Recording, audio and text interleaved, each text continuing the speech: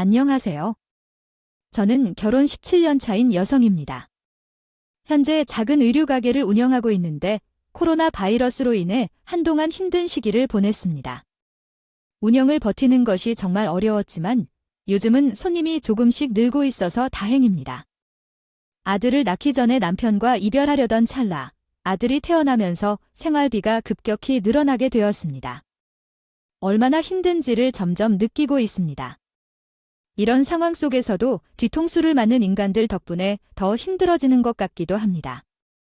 우리 가족에도 이런 인간이 한 명 있어서 그의 이야기를 해볼까 합니다. 요즘 젠틀의 친구를 소개받아 만났습니다. 더불어 결혼 전 그는 저에게 관심을 표현했고 제 마음을 사로잡았습니다. 3년의 연애 끝에 결혼을 했고 결혼식 때 친구들의 축하를 받았습니다. 함께 잡으셨을 때 그 순간이 정말 행복하고 감격스러웠어요. 부모님들은 정말 사랑스럽고 따뜻한 모습으로 우리를 축복해 주셨고 우리의 새로운 가정이 행복하게 시작할 수 있도록 많은 응원을 해주었어요. 결혼식이 끝나고 나서도 부모님들이 우리를 지켜보시며 웃는 얼굴을 보면 너무나 행복했고 이 순간을 영원히 기억할 수 있을 것 같아요. 함께 성장하고 사랑으로 풍요로운 삶을 살아가는데 부모님의 은혜와 축복이 함께하기를 간절히 기도할 뿐이에요. 부모님들의 소중함을 절대 잊지 않고 항상 감사하며 함께 행복한 가정을 이루어 나가겠어요. 부모님들께서는 저에게 더 큰 사랑을 주시고 저희 부부에게 많은 축복을 주셨어요. 이 모든 것이 얼마나 감사하고 소중한 일인지를 말로 표현할 수 없네요. 함께 어려운 시간도 겪으면서 우리를 지켜주시고 응원해주신 부모님들께 진심으로 감사드립니다. 더불어 저에게 부모님의 가르침과 사랑이 항상 저를 이끌어주며 더 나은 사람이 되도록 노력하게 합니다. 부모님들께서 건강하시고 행복하시기를 항상 기도하며 저 자신도 행복한 모습을 보여드릴 수 있기를 바랍니다. 함께 해주셔서 감사합니다. 작고 뭉클해지며 말했어요. 지금부터 찬이는 내 아들이 아니야. 이제는 어린 남편이 되어야 할 우리 지연이를 평생 책임지고 살아야 해요. 너 지연이를 행복하게 해줄 거라고 하고 데려오기로 했으니 그 말에 책임져야 해 봐야겠지? 내 엄마가 명심해야 할 거야. 어번씨, 감사합니다. 우리 아버지와 어머니는 서로 눈물을 흘리며 약속했어요. 이제 가족이 되었으니 서로 아껴가며 살아가자고. 힘든 날엔 서로 의지하고 기쁜 날엔 함께 나누며 더 행복하게 살자고 약속했어요. 그런 어머니를 보며 진짜 시댁에 잘 왔구나, 어머니를 만나게 되어 참으로 행복하다고 생각했어요.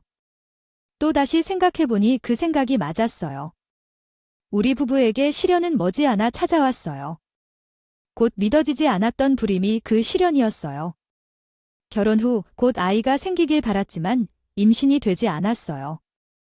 처음에는 잠깐 기다리면 임신이 될 거라고 생각했지만 시간이 갈수록 불안해졌고 결혼 1주년까지 아이 소식이 없어서 뭔가 문제가 있단 생각이 들더라고요.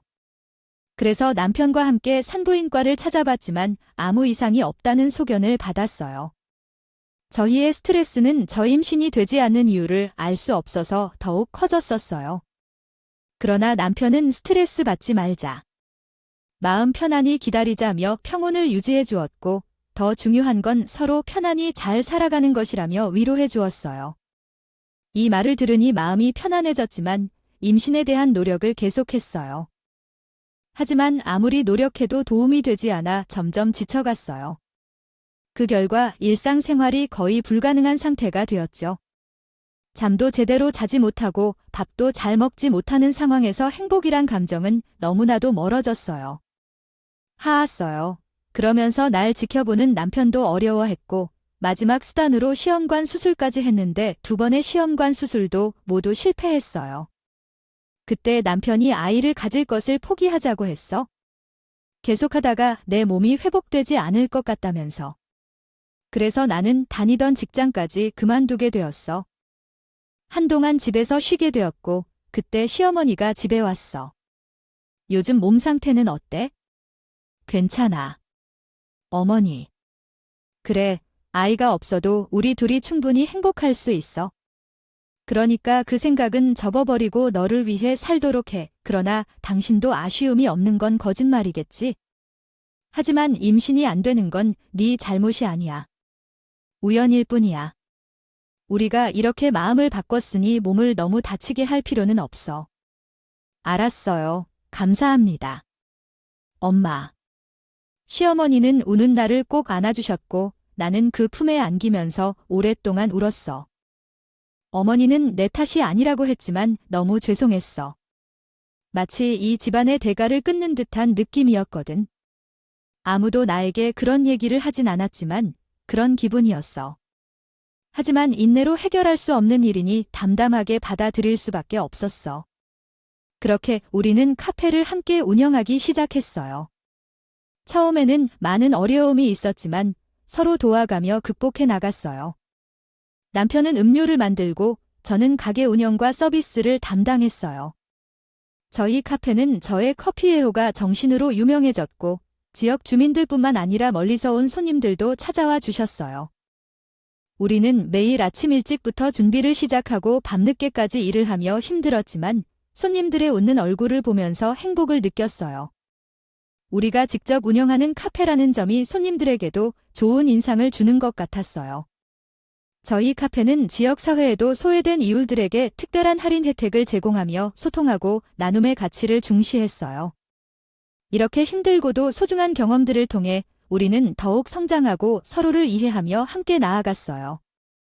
결국 우리의 카페는 지역 사랑을 받아 번창하게 되었고 우리 부부도 더욱 깊은 사랑을 나눌 수 있는 소중한 시간을 보낼 수 있었어요.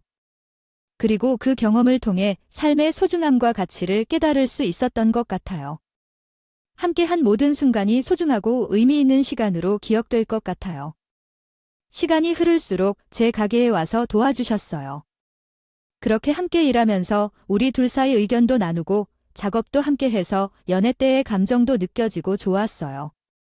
그 덕분에 카페를 시작하고 웃음이 많아졌어요. 남편이 어느 날 이야기했어요. 너 예전보다 더 많이 웃는 거 알아? 다시 이렇게 웃으니까 정말 예뻐 보여. 아, 그래? 나는 몰랐어.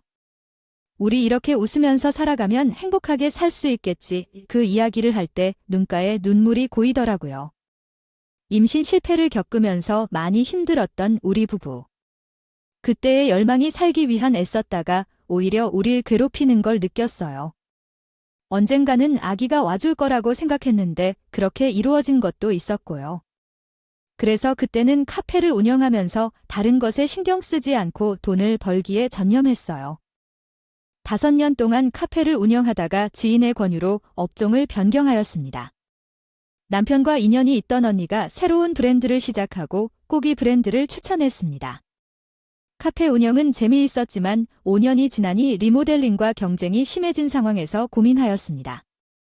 남편도 다른 아이템으로 시도하는 것이 좋을 것 같다고 조언하였고 결국 업종을 변경하여 새로운 상가를 오픈하게 되었습니다. 브랜드를 끼고 시작하니 세련되게 느껴졌고 여성복 브랜드였기에 옷 구경하는 재미를 느꼈습니다. 남편과는 각자의 일을 하면서 10년이 지났는데 아이를 가질 노력과 건강을 위한 노력을 계속했습니다. 그러던 중 시어머니가 갑자기 별세하게 되었습니다. 낮에 가게에서 일을 하고 있던 중에요. 시아버니가 급한 통화가 왔어요. 아침 식사 뒤 갑자기 엄마가 쓰러지셨는데 입술이 푸르고 호흡이 안 된다고 하시더라고요. 구급차를 호출하라며 병원에 바로 오라고 하셔서 남편과 함께 급하게 병원에 갔어요. 그러나 엄마는 이미 숨을 거뒀고 마지막 인사도 못하고 그렇게 엄마와 이별을 하게 되었어요. 아버님은 갑작스런 상황을 받아들이지 못했고 저와 남편도 마찬가지로 믿기지가 않았어요. 장례식장에 갑작스러운 부고 소식에 온 손님들을 맞이하면서도 현실이 전혀 와닿지 않았어요. 31장의 모든 것을 치른 후에야 엄마의 빈자리가 느껴졌어요. 그 자리에서 따뜻하게 대해주시던 분이었는데 갑작스럽게 이별을 하게 된다니 엄마가 보여주신 그 따뜻함이 생각나서 눈물이 나요. 남편에게 보이면 남편도 힘이 될까봐 몰래 울었어요. 남편도 제게도 힘든데 시아버님은 얼마나 힘드셨을까요? 홀로 계시는 걱정이 되어 한 주일에 2~3번씩 들러 같이 식사를 하거나 반찬을 챙겨드리곤 했어요. 아버님, 점심은 하셨어요? 아침 먹으신 지 얼마나 됐네요? 어디 가신 엄마와 늘 같이 다니시던 가이드 결정도 합시다. 어머님께서 하신 말씀이 그렇지 않았나요? 나이가 들면서 아내에게 의지하게 되는 경향이 크다고 했다. 어머님은 엄청 좋으셨고 어머님의 꼼꼼함으로 모든 것을 챙겼다고 했다. 아버님에게는 그런 면이 얼마나 큰 부담이 되는지 상상이 가는데 그래서 저는 밝은 목소리로 이야기도 했고 선물도 사드리며 기분 전환을 시켰지만 모든 것이 장식일 뿐이었다. 아버님이 계속해서 TV를 보시거나 휴대폰을 만지시는 걸 보고는 더 이상 웃지 않으셨다. 그럴 때 아이가 있었으면 참 좋았겠다는 생각도 했다. 그 순간순간 상황을 보면서 아쉬웠다. 어머님께서 돌아가셨을 때 시아버님께서는 자주 찾아봐 주시고 바쁠 때는 연락이 뜸해지는 게 당연한데 더 이상 찾아볼 수 없을 때는 전화를 통해 안부를 물으시곤 했다. 어느 날부터 아버님도 변화를 깨닫는지 바깥에 자주 나가셨다. 아버님이 집에 왔을 때는 실망스러울 줄 알았지만 안개한 눈길, 반찬 냉장고엔 넣어둘게라며 나가신 걸 보고 안심하기도 했다. 그 친구와는 세상에 좋은 만남이었다. 아름다운 인연이 시작되었고 그러나 그 인연은 점점 나쁜 방향으로 흘러갔다. 어머니의 추모일이라 가족집에 갔다. 제사 요리를 준비하고 제사 준비를 하면서 오랜만에 부부 시간을 보냈다. 시의식을 지나고 식사하는 도중 아버지의 표정이 밝아지자 우리도 마음이 편안해졌다. 그 첫 추모일 때 아버님도 눈물을 흘리며 슬퍼하는 표정이었는데 1년이 지난 후 분위기가 달라졌다. 아버님은 홀로 계시는 것 같았다. 오늘은 엄마의 추모일이라 그런 이야기를 꺼내봤는데 아버님은 나를 편하게 불러주면서 내 나이도 그렇게 많지 않아 내일 죽을 수도 있겠지만 살고 보면 몇십 년 남은 거 아닌가라고 말했다. 그런데 이제 만나는 사람이 있어서 널 갖고 있는 게 좋을 것 같단다. 이 말에 부부는 깜짝 놀랐다. 그렇다고 계속 슬퍼할 필요는 없지만 아버지가 아직 사별한 지 2년밖에 안 됐는데 다른 여성을 만나고 싶다는 이야기에 나는 다르게 느꼈다. 남편은 기분이 나빠하는데 그것이 어떻게 이어질지 알 수 없다. 아이고, 왜 그래서 안 돼? 엄마가 나를 이렇게 두고 먼저 떠나갔는데 그럼 나는 어떻게 해야 하냐? 죽은 사람만을 바라보며 살아야 하는 건 아니잖아. 아버지, 조용히 해주십시오. 조만간 소개받을 테니까 그렇게 알고 계셔야 해요. 나는 그 분과 다시 결혼할 거라고요. 아버지, 오늘 그러시다니 정말 놀랐어요. 아직도 어머니의 모습이 선명하게 떠오른 채 아버지는 수십 년을 함께한 여자를 이렇게 급히 잊어버리시다니요. 생각하니 더 서운할 지경이에요. 제 남편도 저도 경악하여 놀란 표정을 지었지만 아버지는 신경 쓰지 않으셨어요. 오히려 우리가 그러한 반응을 보이는 것에 대해 역정을 내셨답니다. 이러한 일은 없을 것이니 너희 엄마가 그렇게 죽었고 내가 어떻게 살아왔는지 너희들이 알 것 없어. 밤이던 낮이던 나를 따라다니는 존재가 이미 죽은 사람이 날 불러 눈물을 흘려서 참을 수도 없어. 이런 것들을 당신들이 아니하고 나도 살아야만 하겠어. 나도 살아야만 하겠지. 아버지는 그분과 결혼하겠다고 하며 강하게 말씀하셨어요. 아버지의 속마음을 이렇게 털어놓는데 우리는 어떻게 말을 할 수 있겠어요? 그래서 그날 이후 아무 말도 못하고 아버님이 하시는 대로 따르기로 했어요. 새로운 만남을 소개받는 날이었거든요. 분위기 좋은 한정식집에서 저녁 식사를 함께 하기로 하고 그 자리에 나갔습니다. 저도 남편도 조심스러운데 아버님은 싱글방구의 웃음을 숨기지도 않으셨죠. 약속한 시간 7시를 훌쩍 넘겨서 그 여자친구가 도착했고 자신이 늦어서 미안해하는 표정은 눈길을 찾아봐도 없었어요. 만나서 반가워요. 홈 이기예요. 네, 안녕하세요. 얘기 많이 들었습니다. 아, 그래요. 편해요. 아들은 아빠 하나도 안 닮았네. 엄마 닮았나 보다. 돌아가신 어머님이 얘기도 서슴없이 꺼내는 여자의 교양을 보면서 저는 속으로 한숨을 삼켰지만 쇼이 쪽 임원들이 옷가게 한다면서 그런 벌이가 괜찮겠니? 는데 시아버지 용돈도 좀 팍팍들이 국회에 의해 홀로 계신 시아버님 불쌍하지도 않아.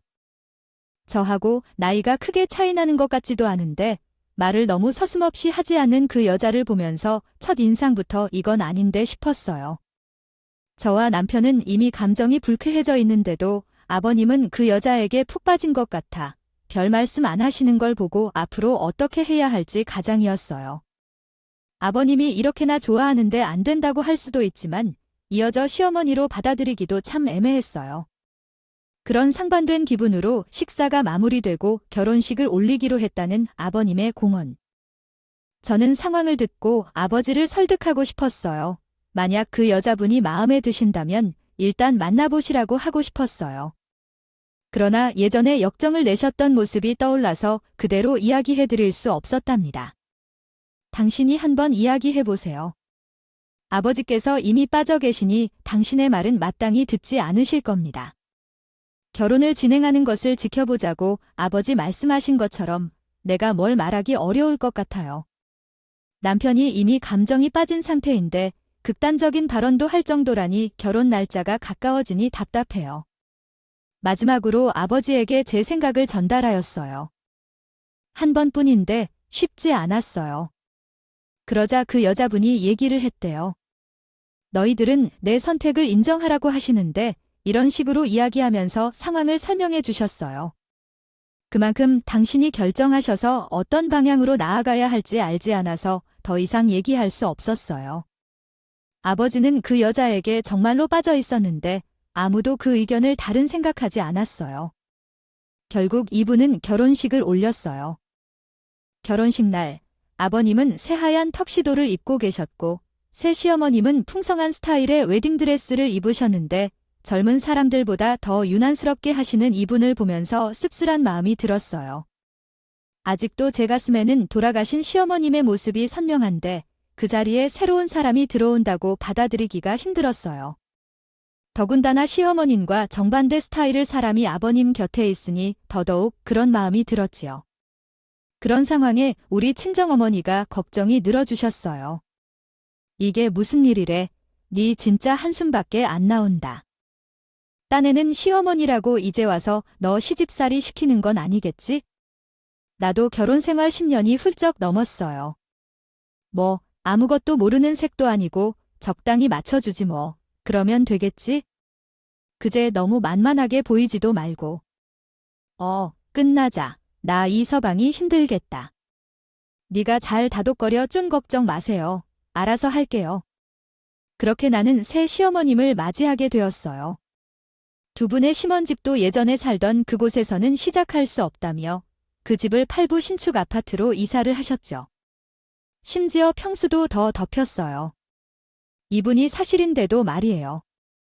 이사를 하면서 오래된 가구들을 다 처분하게 됐는데 그러면서 새 가구는 모두 시어머님의 취향대로 사셨어요. 돈은 아버님이 내시고요. 아버지는 어떻게 해야 할지 몰라 결혼을 하면서 너무 소실해졌어요. 그는 자신의 존재감을 잃어가는 듯했고 자신이 소중히 여기는 게 무엇인지 잊어버린 듯했어요. 그의 행동은 정말 속이 타올라요. 신부와 아버지가 정말 새신랑과 처녀신랑처럼 보이고 싶었어요. 음산한 데이트와 함께 혼자가 아닌 일상을 즐기는 것이 왜 그렇게도 좋은지 이해가 안 갔어요. 특히 신혼여행에 다녀온 뒤 그의 행동은 더 심해졌어요. 시댁에 가서 음식을 준비하고 냉장고를 가득 채워놓고 요리까지 마쳤는데 남편은 그 옆에서 아무런 도움도 안 했어요. 이렇게 기쁜 일에도 불구하고 지나친 싸늘함을 느꼈어요. 하지만 나는 아버지의 새로운 시작을 진심으로 축하해주고 싶었어요. 하지만 여러 가지 엇갈림 때문에 축하의 말 한마디도 내뱉을 수가 없었어요. 아버지의 새 이혼 성생활을 응원해주고 싶었지만 난 여전히 그의 행동의 황당함을 느꼈어요. 그의 어리석은 행동들 속에서 아버지는 여전히 혼자 살아갈 것을 두려워하는 모습이 보였어요.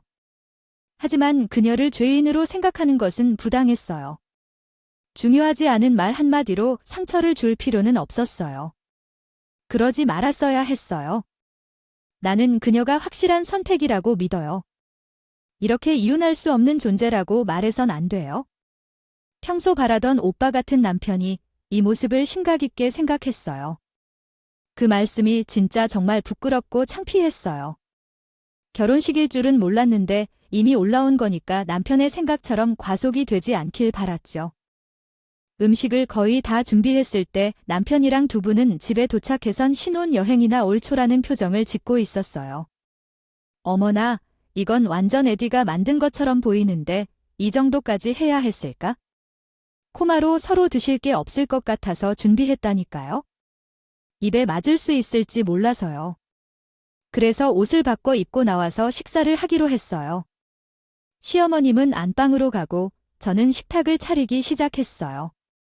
제가 다 해야 한 거긴 했지만 도와줄 줄 알았던 꽃이 도와줄 줄 알았어요. 그런데 식탁을 준비한 후에도 꽃이 안 나타나셨죠.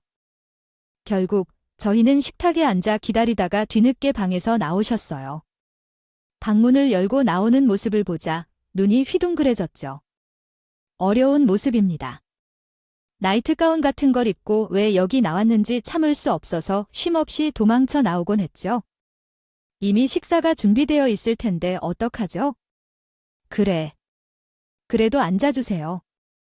남편은 어디를 쳐다봐야 할지 몰라 하고 밥그릇만 보고 있고 시아버님은 그 모습을 사랑스럽게 보고 있었어요. 저는 한숨을 죄며 조용히 계속했어요. 저녁을 먹기 시작했고 우리의 첫 만남은 조금 어색하게 시작됐어요. 하지만 가족이 된 후에는 같이 식사하는 장면에서 조금 쾌락스럽기도 했고요. 그 이후 남편은 시댁에 가기를 꺼리는 태도를 보였어요. 그 마음을 이해해주지 않을 수 없었죠. 그리고 나중에 시어머니와 마주치면서 예상치 못한 면들을 보게 되었어요. 얼마나 열심히 살아왔는지, 대화 실력과 순발력, 어떤 상황에선 기지를 부리며 피하려는 일도 능통하게 했어요. 그의 모습을 통해 어떤 사람인지 금방 파악할 수 있었어요. 사람을 대하는 경험이 12년이 넘지만 그런 능력은 저에게 남아 있었지요. 때로는 속상할 정도로 가식적인 모습을 보였지만 집안의 분위기를 유지하기 위해 묵묵히 지켜봤어요. 한편으로는 속으로는 가엾다는 생각도 들었지만 두 남자들에게는 아무런 말도 하지 않았어요. 어찌하면 남는 게 없는 일 외에 다른 선택지가 없어 그렇게 했고 시어머니와의 마주침을 최대한 막으려 노력했죠. 또한 마음이 연약해지기를 방지했어요. 그리고 어느 날 우리에게 기적 같은 일이 찾아왔어요. 15년 만에 우리가 아이를 가질 수 있었어요. 시험관 시술이 아닌 진짜 자연 임신이었죠. 결코 믿기 어려울 만큼 기념스러웠어요. 병원에서 임신 소식을 듣자 울음이 터질 지경이었어요. 옛날의 믿음이 실현될 것을 계속해서 믿으며 버티고 있다가 이제 그 믿음이 결실로 나타났던 거죠. 남편에게 이 소식을 서프라이즈로 전해주고 싶었어요. 접하게 되어 너무나 행복했어요. 아버님께서는 어머니가 온전히 수용할 수 있도록 견디고 계시는 모습이 저에게 큰 힘이 되었어요. 임신 7개월이 넘어설 즈음에는 몸도 조금 지치기 시작해서 남편이 더욱 신경을 써주기 시작했어요. 매일 아침 일찍 회사에서 1시간 동안 임신부 요가를 돌리고 온 후 남편이 과일을 준비해 주시고 아침 식사도 준비해 주셨어요. 집안일도 거의 남편이 하시곤 했고 정말 사랑하는 마음이 크게 드러나는 모습을 접하며 어른이 되어간다는 생각이 들었어요. 임신 8개월이 넘어서 남편이 아내와 아들을 위해 노력해 주시는 모습을 보면서 감사한 마음이 가득했어요. 이제 아들을 만날 기쁨을 앞두고 촉감을 이용하여 아이의 이름을 써내리는 시간도 너무나 행복했어요. 그렇게 임신 9개월을 맞이하여 분만장애전으로 가버렸어요. 남편은 제 손을 꼭 붙잡고 있었고 아이의 탄생을 기다리며 긴 시간 동안 함께 울고 웃었어요. 드디어 우리의 아들이 태어나서 그 순간 너무나 행복했고 고마웠어요. 함께 갈 남편과 더불어 새로운 가족을 이루게 되어 더없이 행복했어요. 마침내 이 모든 순간을 함께 하게 되어서 참으로 감사하고 사랑합니다. 생각이 제자리에서 맴도는 중이다. 출산을 앞둔 가운데 가게 운영을 직원들에게 맡겨야 할 상황에 대비하기 위해 미룰 수 없는 일들에 매몰되어 있었다. 그렇게 시간이 흐르던 중 출산이 다가왔을 때 결국 아버지를 시부모님에 둔 채로 시댁으로 향했다.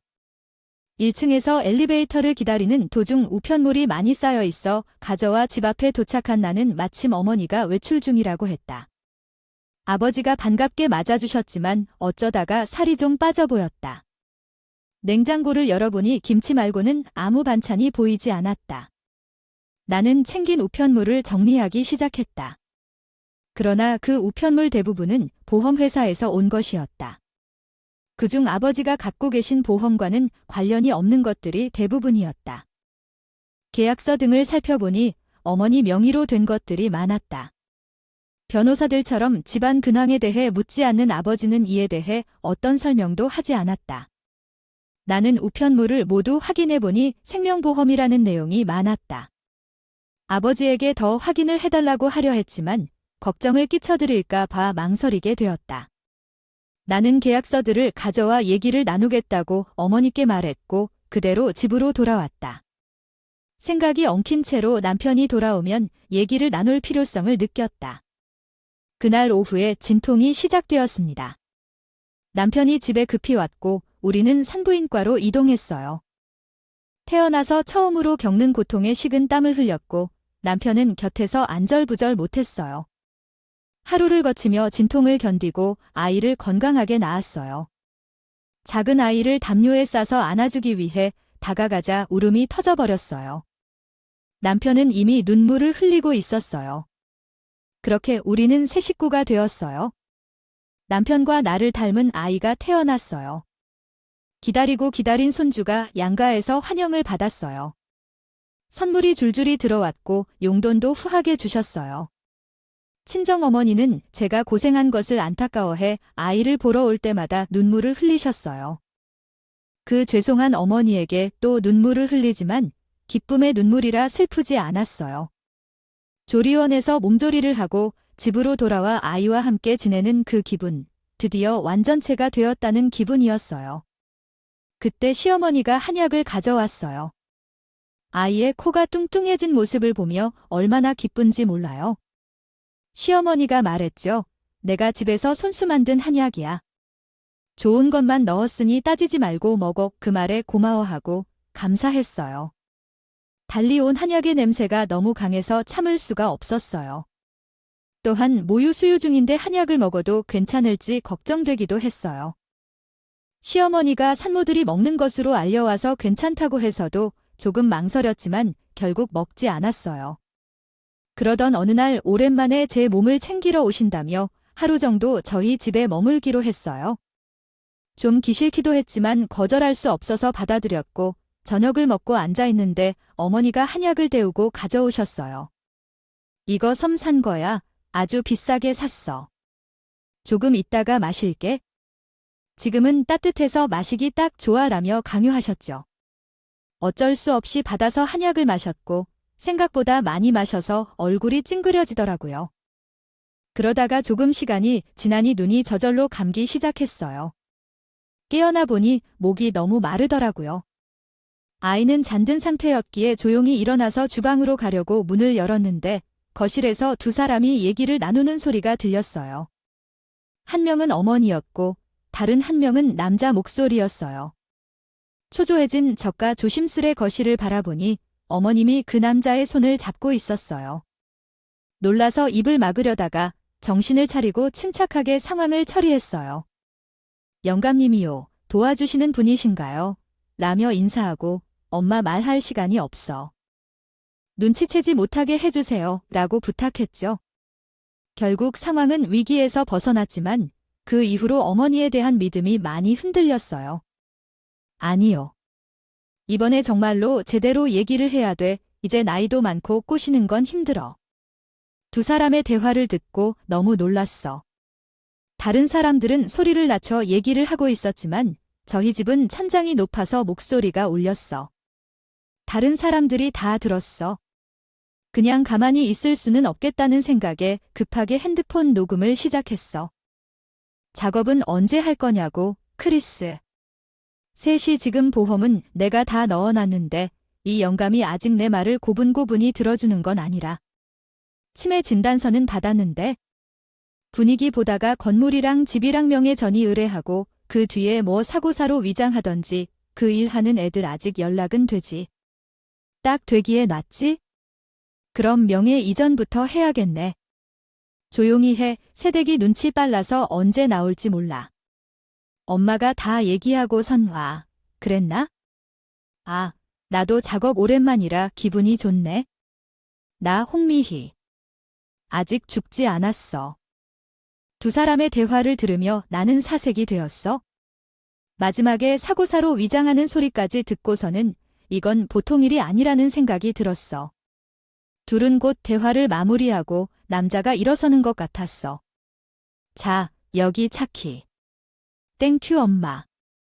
이런 건 좀 잊어버리지 말고 이렇게 찾아오지 말고. 우리 들키면 끝장이야. 애 둘은 덕거리며 인사를 하고 남자는 집에서 나갔어. 실은 그 가정이 매우 위태로워 보였습니다.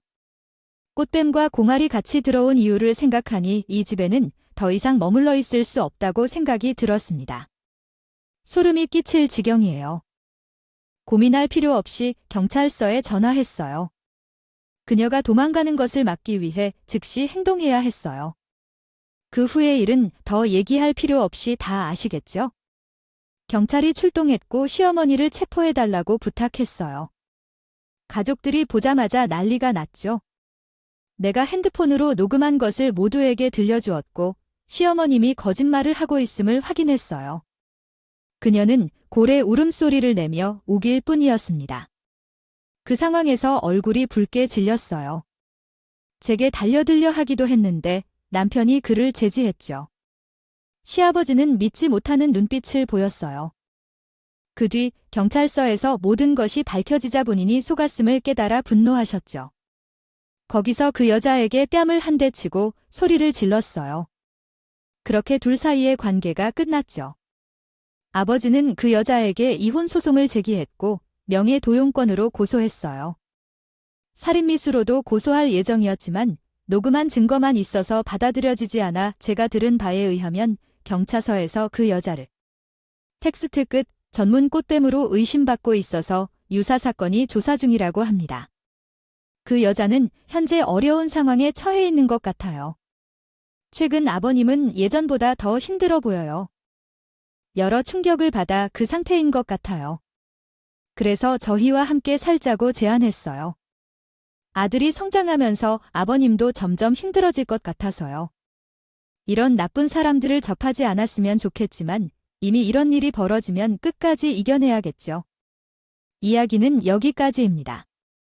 가족들에게 응원과 힘이 되는 댓글을 부탁드립니다. 감사합니다.